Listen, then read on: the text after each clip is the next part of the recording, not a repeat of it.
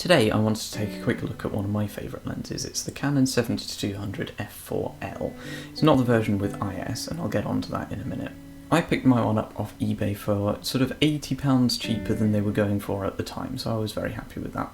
I looked at the listing and mine has a couple of sort of marks to the paint and stuff, and I think that's probably why the price was reduced. My one came with a tripod collar and a lens hood, which I'm not sure they all do, which was nice. It was a nice inclusion. I use this lens mainly on my 5D Mark III, so not having IS wasn't a big deal to me.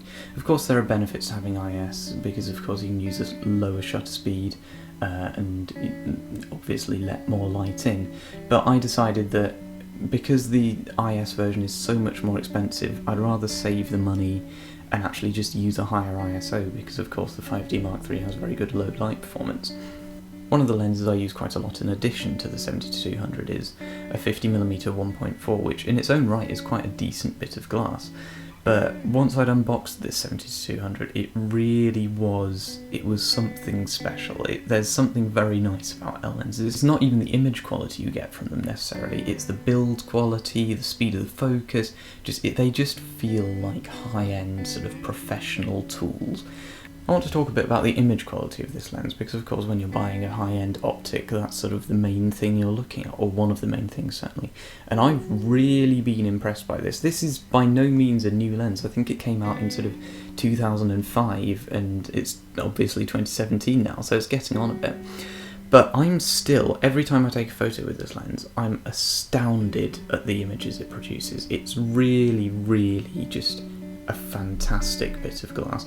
I'll throw some samples up on the screen now and you can take a look at them. You have to take them with a pinch of salt, because obviously I've done some editing to them colour-wise. I'm not one for sharpening images in post, to be perfectly honest, but I do apply grain to my images. It's just an effect I quite like. In my own sort of opinion, the lens is really quite something. I'm not one for scientific tests, so I'm not going to aim this at a piece of paper and show you some close-up image results, because I just don't think that speaks for what the lens is capable of.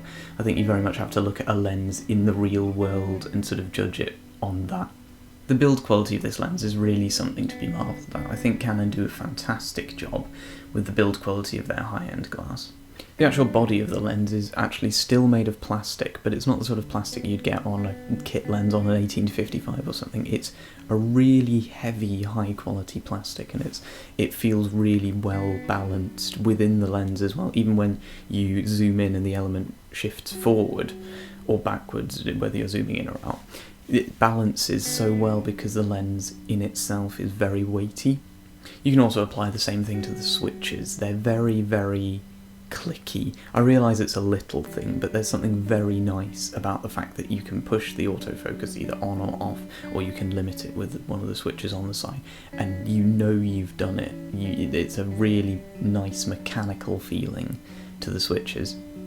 The hood as well is very, very nicely made, so my one is the official Canon hood. I don't know whether the third-party ones are as nice as this, but mine actually has a sort of a furry coating to the inside of it, which is quite nice. From what I've read, this is actually to dampen the effects of light bouncing around inside the lens hood, and it properly cuts out glare, which is really good.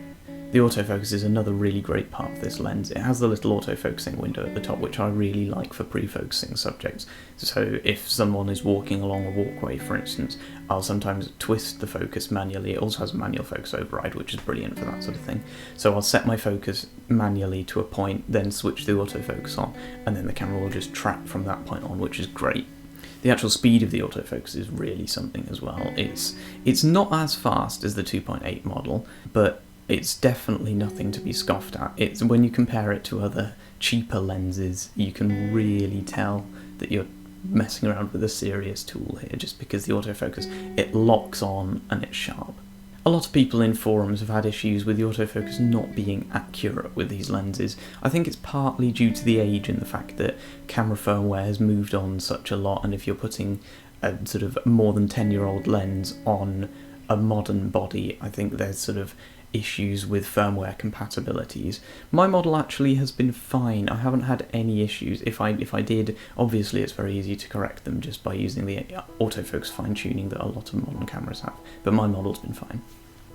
To draw this to an end then, I think this lens is a really, really good option if you're looking for something that will give you fantastic image quality, but you're not really wanting to break the bank. Are you going to get better results from the 2.8 model? Potentially. It's newer, you get image stabilisation with the vast majority of them, but do you need it? Not necessarily. I think this does a really good job for what it is, and if you're buying this for sort of, I don't know what the current prices are, I would have thought about £300 here in the UK, something like that. If you're buying it for that sort of money, I really don't think you can go wrong. I think a 70-200 is something that every photographer should have in their bag, or at least an equivalent. If you're shooting on a crop body, then have a look at Sigma's 50-100 1.8, that's another brilliant lens.